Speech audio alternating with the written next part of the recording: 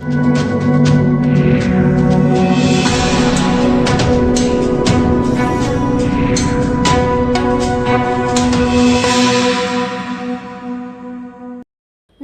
दोस्तों, क्या आप जानते हैं कि दुनिया के 122 देशों में जल गुणवत्ता के मामले में भारत 120वें स्थान पर है। जी हाँ, यह आंकड़ा सिर्फ एक रैंकिंग नहीं बल्कि देश के सामने खड़ी एक गंभीर चुनौती की ओर इशारा करता है। एक रिपोर्ट के मुताबिक भारत के लगभग 70% ताजे जल स्रोत और भूजल प्रदूषित हो चुके हैं। अब सवाल यह है कि आखिर ऐसा क्यों हो रहा है।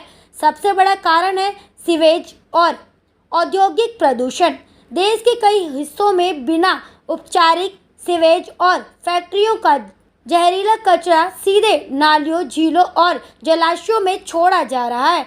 इसका नतीजा यह है कि पीने योग्य पानी भी दूषित होता जा रहा है।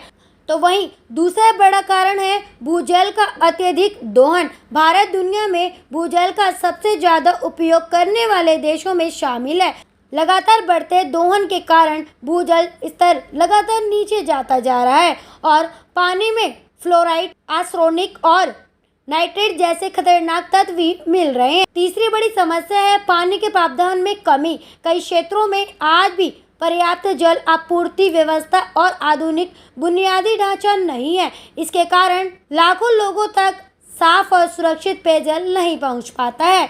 इसका असर सीधे लोगों की सेहत पर पड़ रहा है। दूषित पानी के कारण हैजा, टाइफाइड, डायरिया और अन्य जल जनित बीमारियां तेजी से फैल रही हैं। हर साल लाखों लोग इन बीमारियों की चपेट में आते हैं। अब सवाल यह है कि इस संकट से बाहर निकलने का क्या रास्ता है।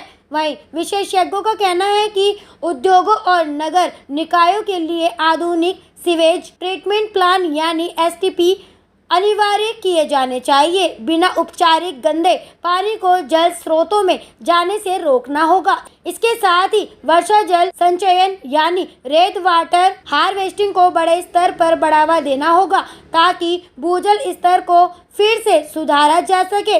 वहीं केंद्र सरकार की जल जीवन मिशन जैसी योजनाएं भी इस दिशा में महत्वपूर्ण कदम है, लेकिन विशेषज्ञों का कहना है कि इस योजना को जमीन स्तर पर पूरी पारदर्शिता और सख्ती के साथ लागू करना बेहद जरूरी होगा। अब बड़ा सवाल यह है कि क्या भारत आने वाले वर्षों में अपनी जल गुणवत्ता सुधार पाएगा और क्या प्रदूषण फैलाने वालों के खिलाफ और सख्त कार्रवाई होनी जरूरी है और क्या हर नागरिक को जल संरक्षण की जिम्मेदारी निभानी चाहिए।